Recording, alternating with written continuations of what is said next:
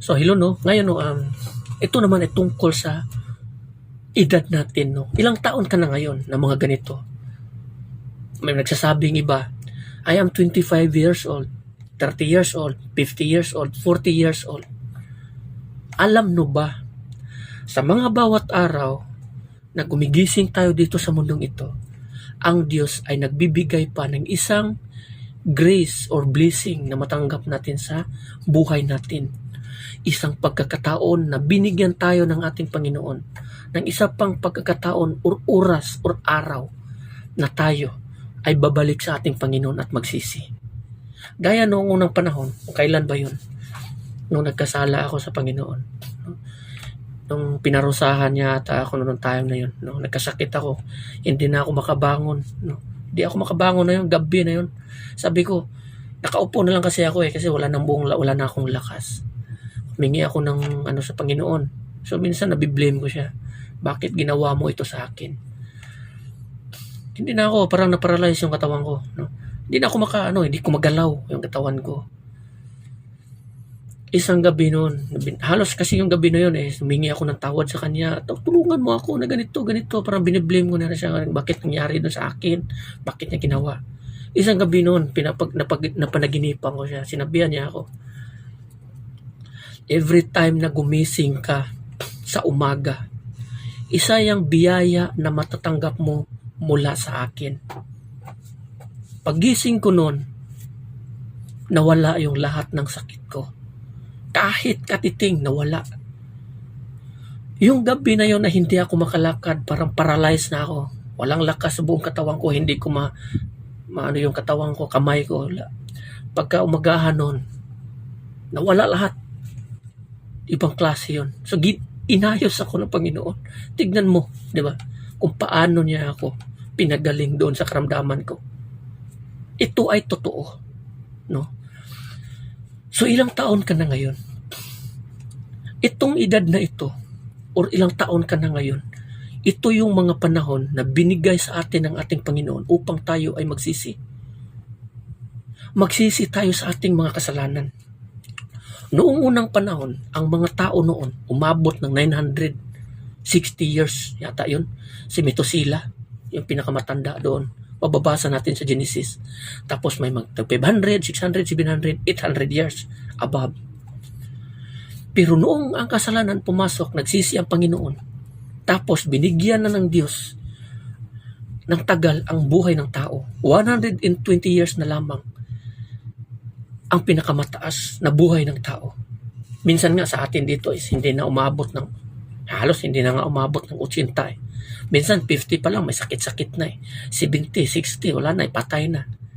So itong mga pagkakataong ito, huwag nyo sanang baliwalain ang mga panahon na ito, mga biyaya na ito na tatanggap nyo sa ating Panginoon.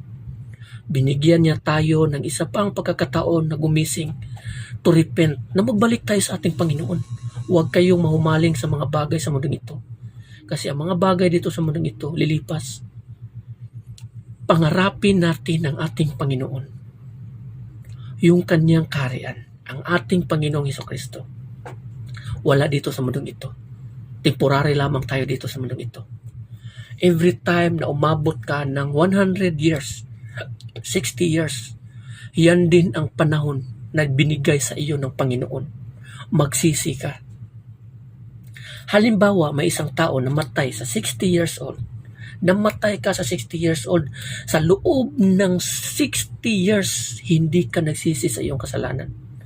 Binigyan ka ng 60 years ng Panginoon upang magsisi sa iyong kasalanan. Magbago ka, bumalik ka sa Panginoon. Kasi yung mga panahon na yan at taon na yan, yun yung mga taon na binigay ng Panginoon sa bawat tao upang tayo ay magsisi.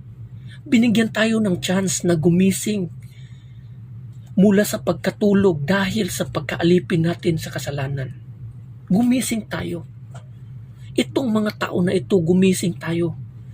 Magbalik tayo sa ating Panginoon. Baka pagdating ng Diyos sa atin, kukunin tayo na binigyan tayo ng 70 years, 60 years, 50 years, 40 years, 30 years, 20 years, 25 years. Binigyan ka ng pagkakataon yan. Pero hindi mo man lang pinagsisihan ang iyong kasalanan sa mga taon na yan na binigay sa iyo ng Panginoon, anong mangyayari sa iyo? So i-treasure ang bawat taon, bawat araw. Magpasalamat ka sa Panginoon, bumalik ka sa Panginoon, magsisi ka sa iyong kasalanan. Kasi itong mga pagkakataong ito, binigay ng Panginoon sa atin. Dinagdagan niya ang buhay natin upang tayo ay bumalik, upang tayo ay magsisi sa ating mga kasalanan. Itong mga taon na ito, huwag kayong magpahumaling kasi ang kamatayan, surpresang darating sa bawat tao. Binigyan ka ngayon ng 70 years, mataas na yan, pero hindi ka pa rin nagsisisi. Merong iba, maabot lang ng 15 years, hindi nagsisisi, namatay. So mag-ingat tayo, maghanda tayo lagi. Maghanda tayo lagi sa pagbalik ng ating Panginoon. Binigyan tayo ng araw-araw na gumising tayo sa araw-araw. Isa yung chance, pagkakataon na tayo ay magsisi sa ating mga kasalanan at bumalik tayo sa Kanya. At tumigil na tayo na mamuhay sa kadiliman, sa kasamaan. No, so bumalik tayo sa Kanya habang may pagkakataon pa, habang may matatawag pang bukas o mamaya. Magsisi tayo. Huwag na nating ipagbukas pa o mamaya na. Kasi hindi mo alam kung anong mangyayari sa iyo bukas o mamaya. No, so hanggang dito na lang, no. Maraming salamat and God bless everyone.